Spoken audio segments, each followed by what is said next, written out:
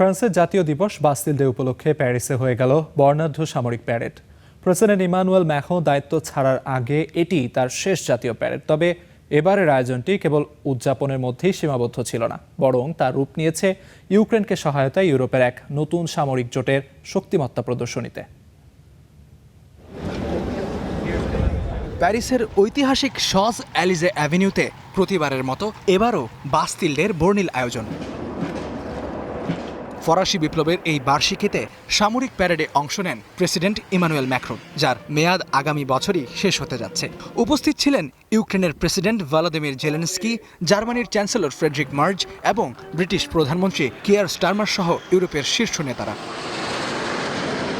প্যারেডের আগের দিন অর্থাৎ সোমবার ইউক্রেনকে সহায়তার লক্ষ্যে গঠিত জোটের এক গুরুত্বপূর্ণ বৈঠক অনুষ্ঠিত হয়।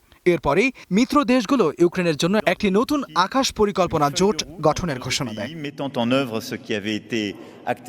পশ্চিমা মিত্রদের এই ঘোষণা ইউক্রেন যুদ্ধের মোড় ঘুরিয়ে দেবে বলে আশা করা হচ্ছে। শোভাযাত্রার প্রধান আকর্ষণ ছিল ইউক্রেনকে সমর্থনকারী জোটের দেশগুলোর 500 সেনার অংশগ্রহণ। তারা ফরাসি সেনাদের সাথে মার্চ পাস্টে অংশ নেন, যাকে ফ্রান্স ইউরোপের কৌশলগত জাগরণের এক প্রতীক বলে মনে করা হচ্ছে। 1789 সালের 14 জুলাই বাস্তিল দুর্গ পতনের দিনটি স্মরণ করে প্রতি বছর ফ্রান্সে উৎসব পালিত হয়। তবে ভূ রাজনৈতিক প্রেক্ষাপটে এ বছরের বাস্তিল ডে কেবল ফরাসি বিপ্লবের স্মৃতিকেই আটকে রাখেনি, বরং তা হয়ে উঠেছে রাশিয়ার বিরুদ্ধে ইউরোপের ঐক্যের এক জোরালো বার্তা।